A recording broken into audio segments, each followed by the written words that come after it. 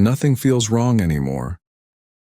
There is no pressure in your body, no urgency pulling at your attention, no discomfort asking to be resolved. And that absence is noticeable. Not because it feels good, but because it feels neutral. You move through the day without resistance. You wake up without dread. You go to sleep without tension. Nothing feels broken. Nothing feels heavy. Nothing feels urgent. And still, nothing moves.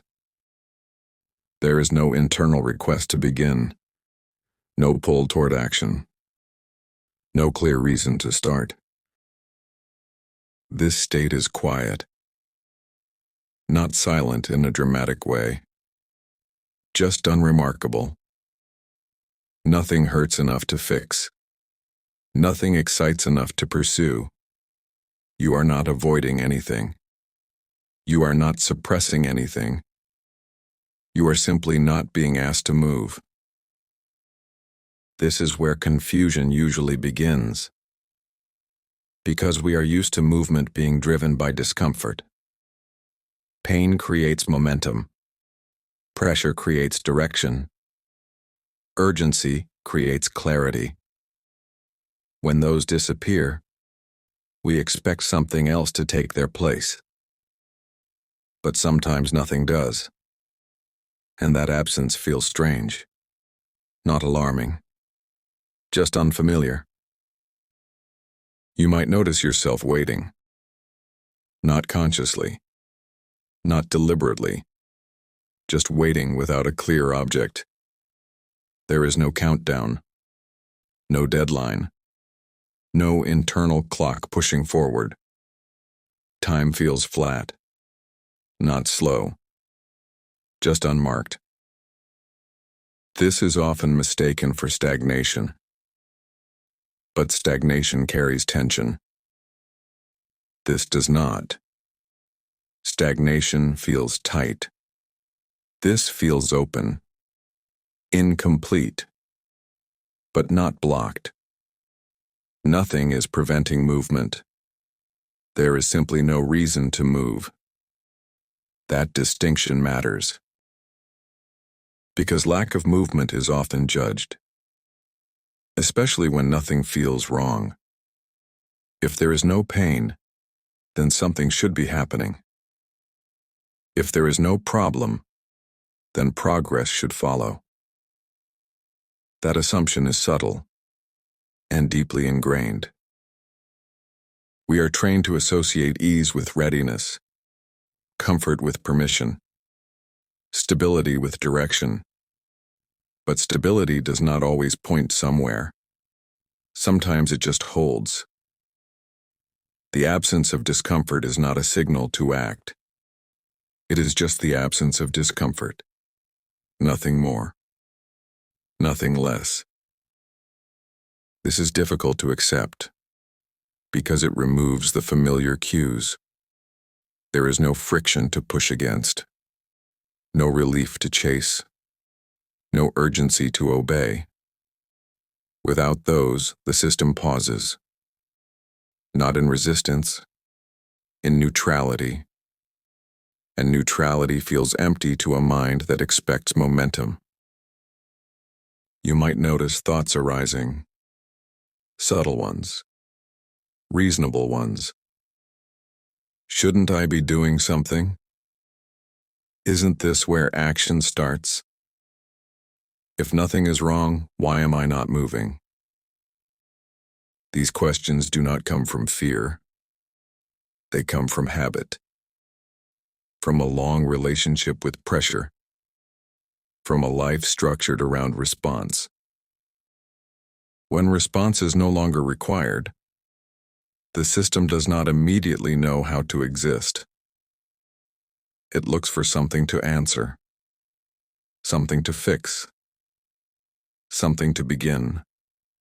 And when nothing appears, the absence itself becomes suspicious. But suspicion does not mean error.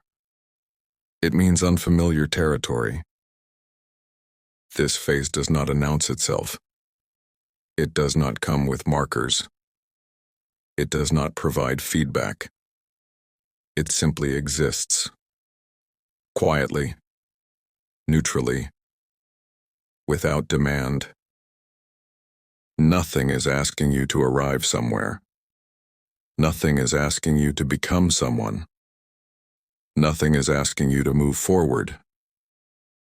And that can feel unsettling, because we are used to movement being necessary, used to action being expected, used to direction being constant.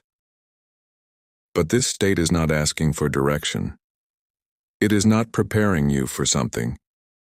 It is not building toward a reveal.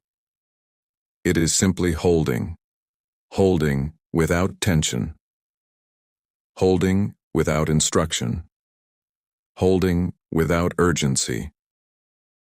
This does not mean something is missing. It means nothing is calling. There is a difference. When something is missing, there is discomfort. When nothing is calling, there is neutrality. This state often gets misinterpreted as lack of ambition, as loss of motivation, as apathy. But apathy carries disconnection. This does not. You are present. You are aware. You are functioning. You simply are not being pulled. Desire has not chosen a direction. Pressure has released its grip. And without either, movement pauses. Not because it cannot happen, but because there is no reason for it to. This is not the absence of capacity. You could act if you wanted. You could decide. You could initiate something. But the system does not request it. And forcing movement here would not come from clarity. It would come from discomfort with stillness. That distinction is important. This phase does not reward initiative. It does not punish inactivity. It simply does not respond. Stability is not direction. Feeling okay is not a cue. Calm is not an instruction. This is where patience is often misunderstood, because patience implies waiting for something specific.